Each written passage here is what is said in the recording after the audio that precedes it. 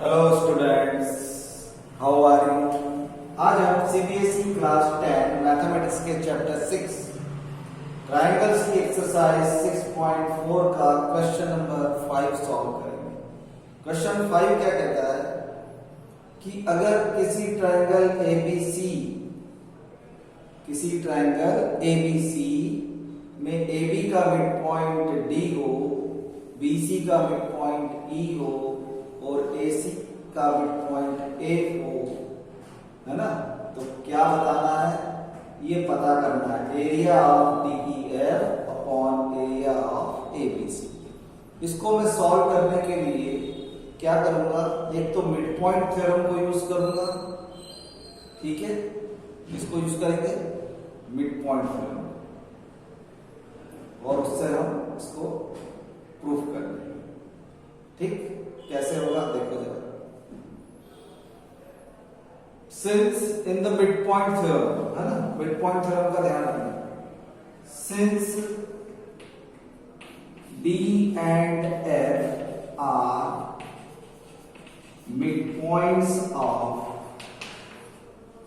midpoints of sides, D किसका mid point है, AB, और F किसका है, AC रिस्पेक्टिवली। ठीक है, तो मिड पॉइंट थ्योरम क्या कहती है, इसलिए DF parallel to BC, DF parallel to, मैं यहां CB लिख रहा हूं, एक चीज बता दूं मैं आपको, CB क्यों लिख रहा हूं, और ये मैंने राइट ट्रायंगल ही क्यों बनाया। राइट ट्रायंगल इसलिए बनाया ताकि मैं तुमको समझा पाऊं कि ट्रायंगल DEF और ABC में इनके करस्पॉन्डिंग पॉइंट कौन से हैं। देखो ये 90 डिग्री का एंगल बना रहा है, ये भी 90 का बना रहा है ना, तो ये क्या है, B का करस्पॉन्डिंग पॉइंट F, मतलब F जो है AC साइड पर है, तो AC का अपोजिट वर्टेक्स क्या है, B, तो F के अपोजिट क्या है, B, तो B का करस्पॉन्डिंग पॉइंट F, A का करस्पॉन्डिंग पॉइंट E और C का करस्पॉन्डिंग पॉइंट D। तो मैं करस्पॉन्डिंग पॉइंट के अकॉर्डिंग लिखूंगा, ठीक है। तो DF parallel to CB and DF is equal to 1/2 CB, है ना, फ्रॉम मिड पॉइंट थ्योरम से है ये, ठीक है। Similarly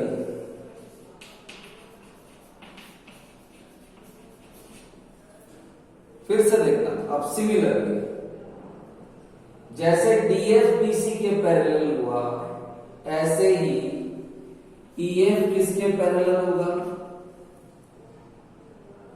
EF parallel to AB and EF is equal to half AB, ठीक। एंड अब एक तो हो गया DF, एक हो गया EF, और तीसरा क्या है DE या ED। तो DE parallel to DE parallel किसका होगा, D का अपोजिट C, है ना, D का करस्पॉन्डिंग पॉइंट C, और E का CA। DE parallel to CA and DE is equal to half CA, ठीक है। ये तीनों है मिड पॉइंट थ्योरम्स, और इन सबको मैं देता हूं नंबर 1। क्या दे रहा हूं, नंबर 1, ठीक। अब फ्रॉम 1 तीनों को मैं एक साथ दे रहा हूं ना, फ्रॉम 1 देख रहे हैं, DF is equal to half CB, DF is equal to half CB, comma EF is equal to half AB, ठीक, और DE is equal to half CB।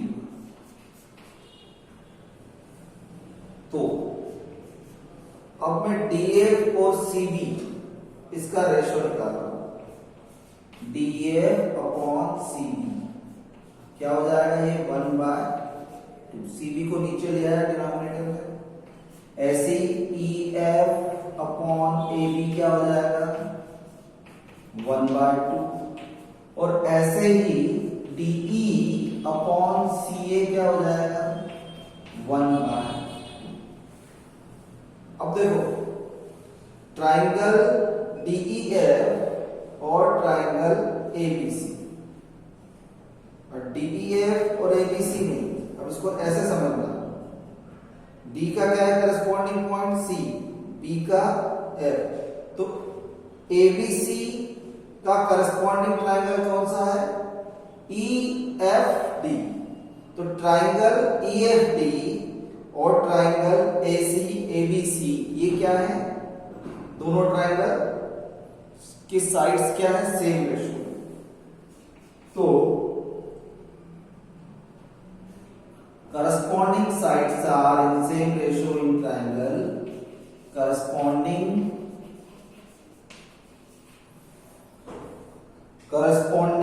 sides are in same ratio, किसमें, in triangle, देखो मैं EFD लिख रहा हूं, EFD and triangle. अब E का करस्पॉन्डिंग पॉइंट मैंने अभी तुमको बताया था A, F का B और D का C, ठीक। तो इससे क्या प्रूफ हो रहा है कि ट्राइंगल EFD और ट्राइंगल ABC क्या है, सिमिलर है, ठीक है। तो इसके आगे मैं लिखता हूं यहां पर,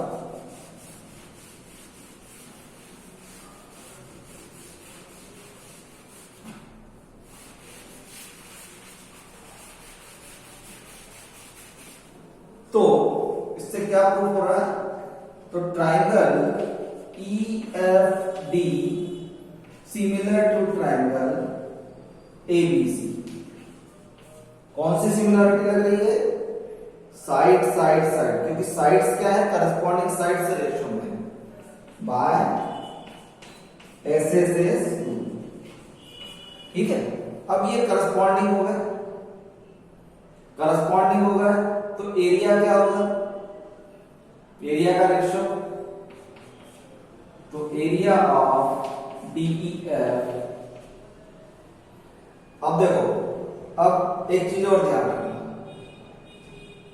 अब EFD लिखूं या DEF लिखूं या FDE लिखूं, इससे एरिया में कोई फर्क नहीं पड़ रहा है, लेकिन सिमिलरिटी में जरूर फर्क पड़ेगा, ठीक है। तो मैं क्वेश्चन के अकॉर्डिंग DEF लिख रहा हूं, लेकिन हमारा ट्राइंगल कौन सा है, करस्पॉन्डिंग ABC का करस्पॉन्डिंग ट्राइंगल EFD है, ठीक है। तो DEF और EFD सेम होगा, एरिया ऑफ ट्राइंगल ABC, ठीक है। तो सिमिलरिटी का ऑप्शन में कहां से लूंगा, इससे लूंगा, न कि इससे। तो मैं कोई भी एक साइड ले लेता हूं, कौन से ले लूं, चलो ये पहले DF/CB है, तो मैं DF/CB ले लेता हूं, DF/CB का स्क्वायर, यही है ना थ्योरम, क्या है, बाय थ्योरम 6.6। थ्योरम 6.6 क्या कहती है कि अगर दो ट्राइंगल सिमिलर है तो उनके एरिया का रेशियो उनकी करस्पॉन्डिंग साइड के रेशियो के स्क्वायर के बराबर होता है। तो करस्पॉन्डिंग साइड DF/CB, कोई भी एक ले लो, सबको लेने की जरूरत नहीं है, किसी भी एक को ले लो, उसके रेशियो के स्क्वायर, हमको तो केवल रेशियो पता करना है। तो ये किसके बराबर है, DF/CB 1/2 होल स्क्वायर, क्योंकि सभी की वैल्यू क्या है, 1/2, और 1/2 का होल स्क्वायर क्या होता है, 1/4 होता है कि नहीं, है ना, इज इक्वल टू 1/4। तो एरिया ऑफ